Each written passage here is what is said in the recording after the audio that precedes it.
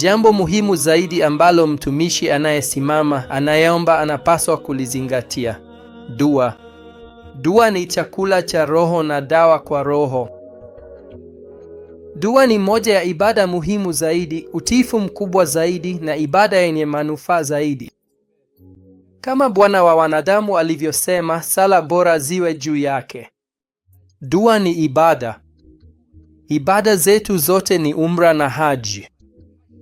Sala na ibada nyinginezo, ukizitafakari, utagundua kwamba roho na kiini chake ni dua.